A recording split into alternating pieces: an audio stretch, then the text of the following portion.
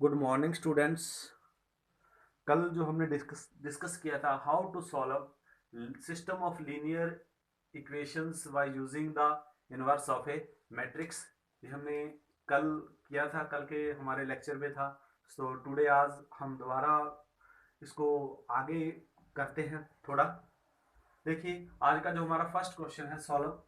मान लीजिए क्वेश्चन आपके पास x+5y is equal to 7, 3x+15y is equal to 21। तो फर्स्ट ऑफ ऑल हमने कल किस बात पे किया था? फर्स्ट ऑफ ऑल हम इक्वेशन में से ये हम फाइंड करेंगे A B and X matrix. तो ए मैट्रिक्स कौन सा होता है? कल बताया था मैंने, कोफिशिएंट मैट्रिक्स। तो एक्स का कोफिशिएंट कितना हो गया? 1। वाई का कोफिशिएंट कितना हो गया? 5, 3, 15। तो ये कोफिशिएंट मैट्रिक्स हो गया आपका। और बी कौन सा मैट्रिक्स होता है? कांस्टेंट मैट्रिक्स, 7, 21 हो गया। और एक्स कौन सा मैट्रिक्स होता है? वेरिएबल मैट्रिक्स होता है, एक्स वाई हो गया।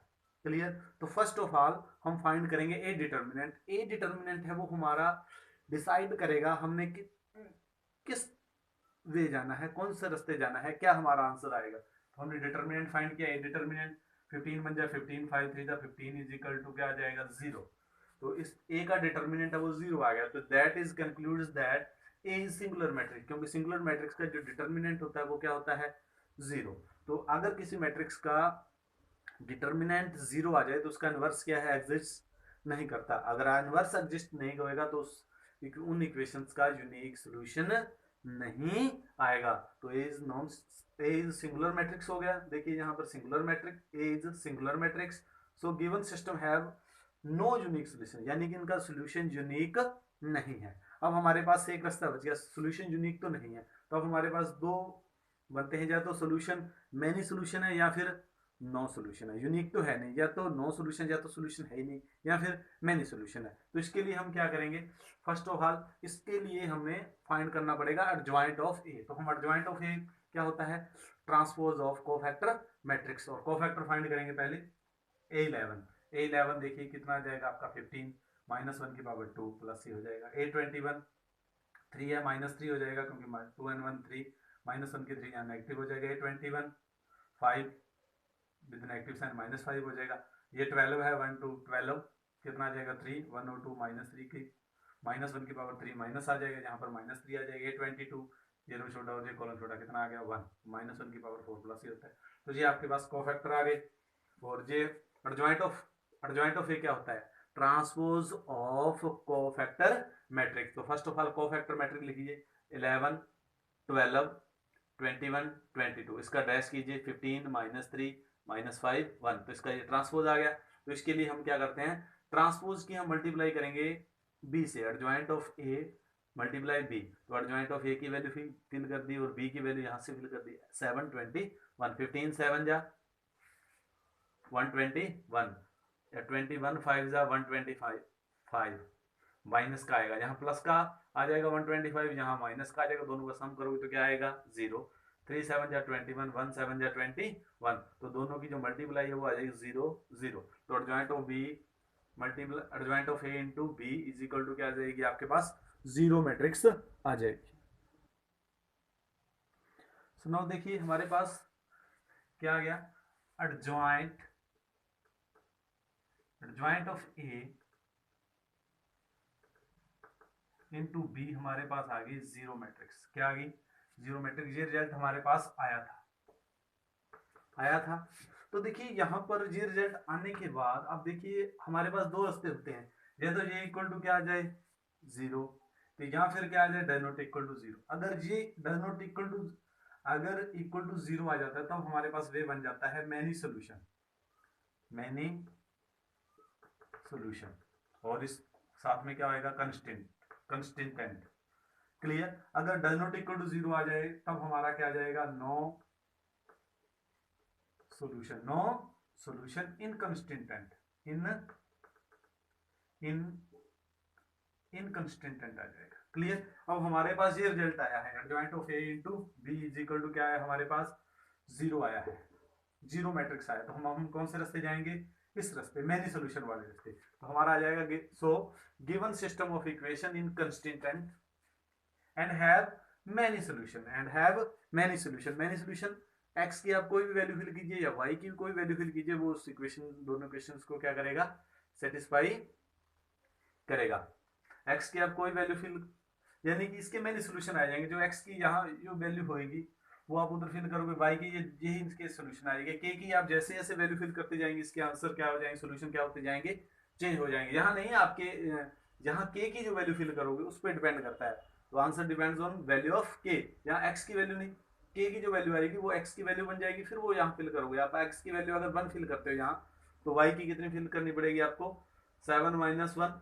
जब मान लीजिए एक्स की वैल्यू 2 फिल करते हो, 2 आ गई के की वैल्यू, तो यहाँ 2 फिल करो, 7 माइनस 2 5, 5 बाई 5 यहाँ कितनी आ जाएगी, 1 आ जाएगी। तो यानी कि वाई की 1 और एक्स की 2। देखिए ये इसको सोल्यूशन है, एक्स की 2 वाई की 1, 7 आ गया, वाई की 1 15 1 जा 15 और x की 2 2 3 जा 6, 6 प्लस 15 इज इक्वल टू 21। तो ये इसके क्या है, सोल्यूशन है। आपकी चॉइस है, आप कुछ भी वैल्यू आप क्या कर सकते हो, फिल कर सकते हो के की। और जब के की वैल्यू फिल करोगे तो y की ऑटोमेटिक क्या होती जाएगी, चेंज होती जाएगी। तो मैंने लेट्स सपोज कर लिया x की वैल्यू क्या मान ली मैंने, k मान ली, x is equal to k मान ली, x की वैल्यू क्या मान ली, k। तो इस इक्वेशन में फिल कर दिया, x की वैल्यू क्या है, फर्स्ट इक्वेशन में फिल कर दिया मैंने, k plus 5y is equal to 7, 5y is equal to 7 minus K. तो y की वैल्यू क्या आ जाएगी, 7 माइनस के डिवाइडेड बाय 5। तो ये आपका क्या आ जाएगा, y की वैल्यू आ जाएगी। तो x की वैल्यू अगर k लेते हो तो y की क्या आ जाएगी, 7 माइनस के डिवाइडेड बाय 5। इस तरह से आपकी वैल्यू आ जाएगी। जहां भी आपकी चॉइस है, आप x की वैल्यू 2 1 7 कुछ भी फिल कर दो, जो वैल्यू आप x की फिल करोगे y की जहां आएगी वो यही फिल करोगे, वो भी यही भी, यहाँ पर भी वही आंसर देगा। क्लियर। तो यहाँ पर आपके x is equal to K, Y is equal to 7 minus K divided by 5। K is any number, के कोई भी नंबर हो सकता है, तो ये आपका रिक्वायर्ड सॉल्यूशन हो जाएगा। तो इसका आंसर आ जाएगा मैनी सॉल्यूशन। सो नाउ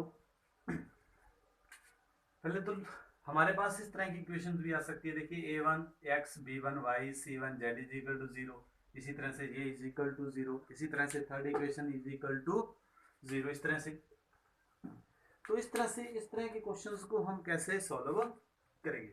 तो देखिए इस तरह, अगर ये इस तरह के a1 x b1 y c1 z is equal to 0, इस तरह से थर्ड, इस तरह की अगर इक्वेशन आ जाती है जो, तो ये इस प्रकार की जो इक्वेशन होती है, ये होती है homogeneous linear equation. Homogeneous linear equation कौन सी इक्वेशन होती है, homogeneous linear equation, homogeneous linear equation. तो इनको हमने मैट्रिक्स मेथड से कैसे सॉल्व करना है, तो फर्स्ट ऑफ ऑल हम करना वैसे ही, देखिए फर्स्ट ऑफ ऑल हम कोफिशिएंट मैट्रिक्स बनाएंगे, उसके बाद X matrix X Y Z का बन जाएगा, और बी मैट्रिक्स वहां पर 1 7 5 या कुछ कांस्टेंट होते थे, यहाँ पर बी जो आपके पास मैट्रिक्स होगी वो जीरो मैट्रिक्स ही होगी। क्लियर होगी मेरी बात। अब देखिए क्या होता है, ए इज नॉन, अब देखिए एवरीथिंग डिपेंड्स ऑन ए। तो आप फर्स्ट ऑफ ऑल सॉल्व करने से पहले हम क्या फाइंड करते हैं, ए का इनवर्स। तो ए का इनवर्स फाइंड किया जाए, तो ए का इनवर्स फाइंड करोगे, जब जीरो आएगा या वो does not equal to zero आएगा, यानी कि या तो वो सिंगुलर होगा या फिर वो नॉन सिंगुलर होगा। Clear. First of all let's suppose कर लेते हैं ए जो है ये हमारा नॉन सिंगुलर है। कौन सा है, नॉन सिंगुलर है। तो नॉन सिंगुलर है तो ए का determinant does not equal to क्या हो गया आपका, जीरो हो गया। तो does not equal to zero है तो ए क्या हो गया, नॉन सिंगुलर मैट्रिक्स।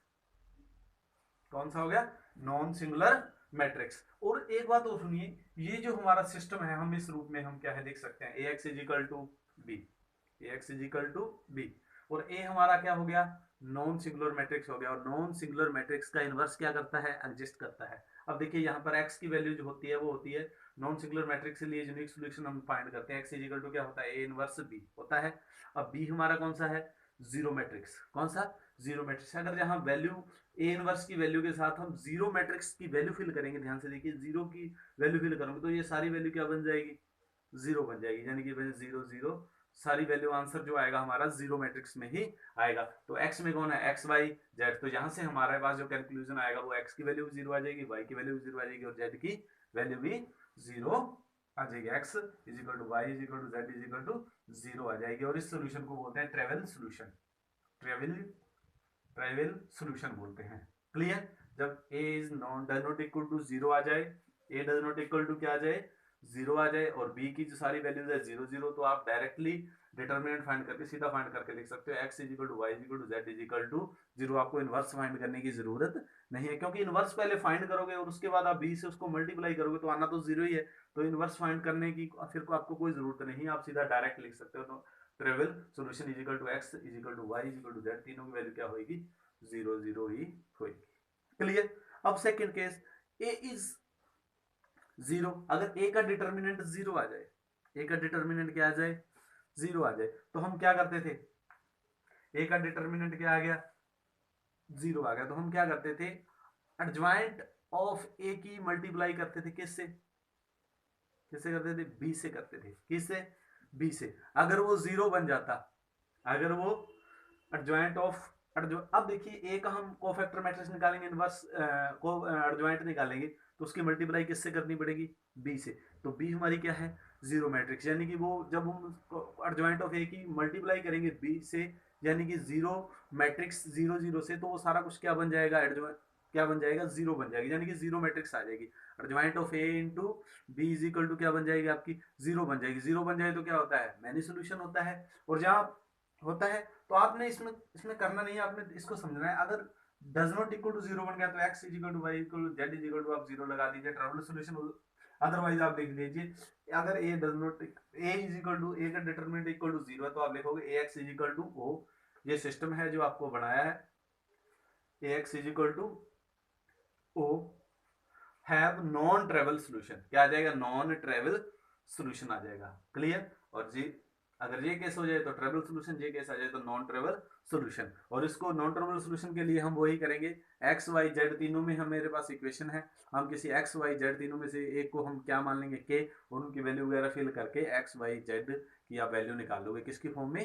के की फॉर्म में आ जाएगी। तो वो यानी कि इनफाइनाइटली मैनी आंसर आ जाएंगे इसके अंदर, नॉन ट्रेवल सोल्यूशन के अंदर। और उसके अंदर आपका यूनिक आंसर आ जाएगा, X equal to Y equal to Z equal to 0 आ जाएगा। तो नाउ देखिए हमारा नेक्स्ट एग्जांपल है 3x plus Y minus 2z is equal to 0, x plus Y plus Z is equal to 0, x minus 2y plus Z is equal to 0। First of all हमने cofactor coefficient matrix बनाया a 3 1 minus 2 1 1 1 1 minus 2 1।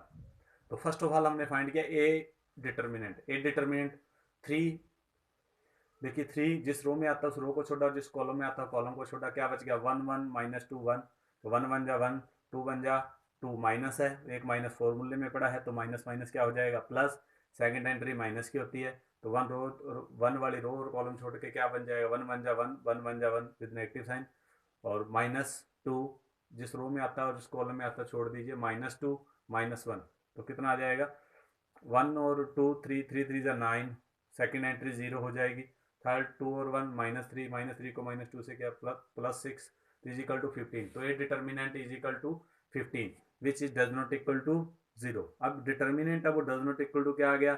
0 आ गया, तो क्या हो जाएगा? ए is non singular matrix हो गया। कौन सा मैट्रिक्स हो गया? नॉन सिंगुलर मैट्रिक्स हो गया। अगर नॉन सिंगुलर मैट्रिक्स हो गया तो ये कौन सा सोल्यूशन रखेगा? ट्रेवल सोल्यूशन रखेगा। तो यहां से सीधी आ जाएगी एक्स वाई और जेड, एक्स वाई और जेड की जो वैल्यू है वो क्या आ जाएगी आपके पास? 0 आ जाएगी। एक्स वाई जेड, जेड की वैल्यू क्या आ जाएगी? 0 आ जाएगी। क्लियर। इस तरह से आपने करना है।